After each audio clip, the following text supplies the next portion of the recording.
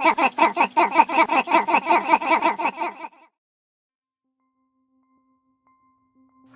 hello, my name's Ollie and this is Bookdraw, and I make images from queer fiction. I'm going to do a quick run through of how I created this image, which is Oranges Are Not the Only Fruit, which is by Jeanette Winterson. So this is the image as it finally came out, and I'm just going to talk through some of the elements and how I pulled them all together to make this final image.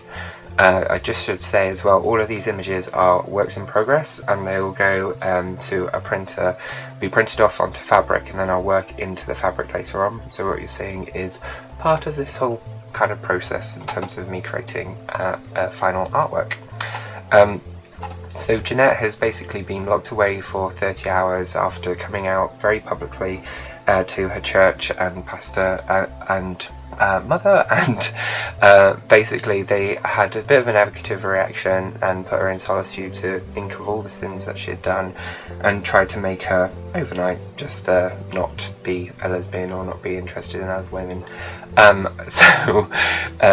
that has a reaction to Jeanette in terms of what she's thinking or reflecting on, and she ends up visioning this little orange beguiling demon, and I just thought that was too juicy not to want to try and draw inspiration from. So I basically created this demon figure. I had a couple of different general ideas, but he's basically rooted on the shape of a gremlin, which has been modified to look like more of a dragon, and then just other kind of general references put into there. They're on my blog, which you can check out as well if you're interested more in terms of the actual references and where they came from.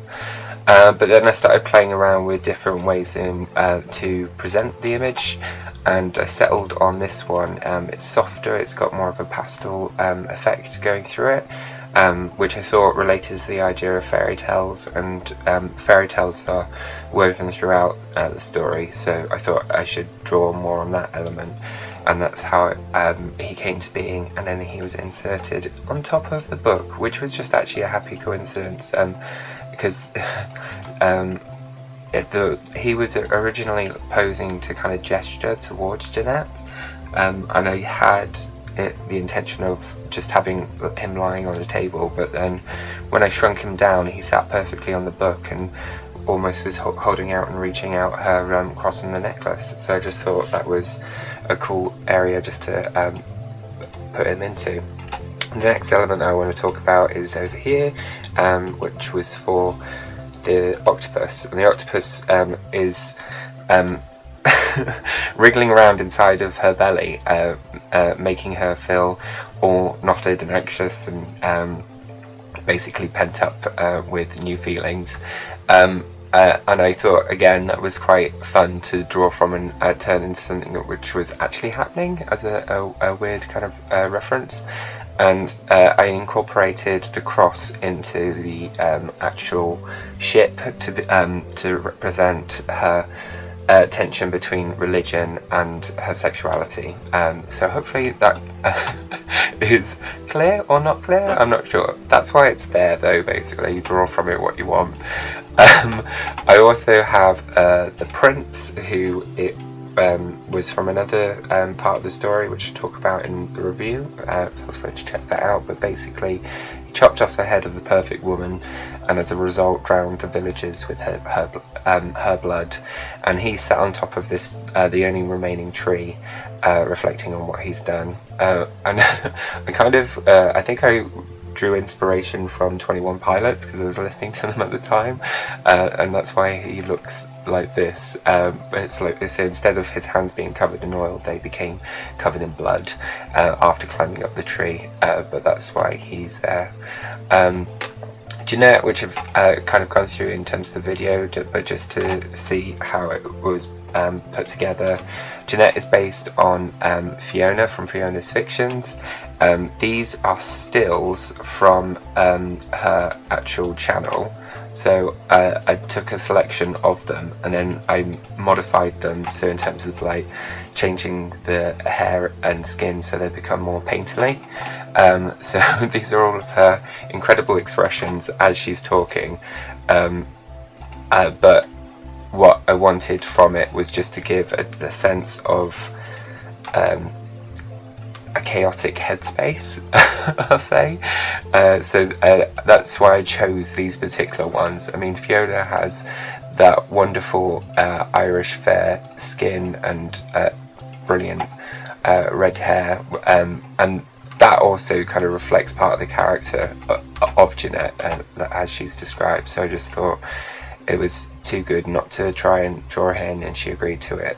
So this is each of them are layered and then made slightly more transparent so that you can see through to other elements of the image, and it's just her kind of experiencing joy, loss, frustration, anger, all over those 30 hours.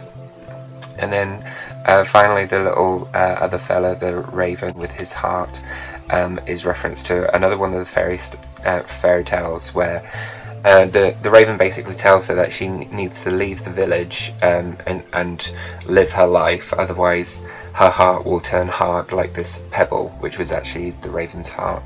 And I just thought that was a really cute story, and I can completely identify with that sense of feeling stuck in one place and wanting to progress or develop as a person, and I thought that was kind of beautifully summarised through a raven with a stone heart.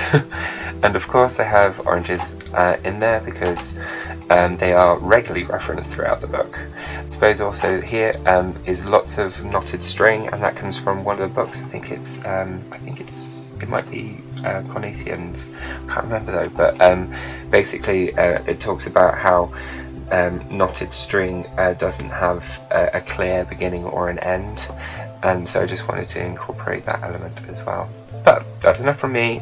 You can check out Work in Progress on my Instagram account. I also have quotes from Oranges Are Not the Only Fruit, which you can check out on my Facebook.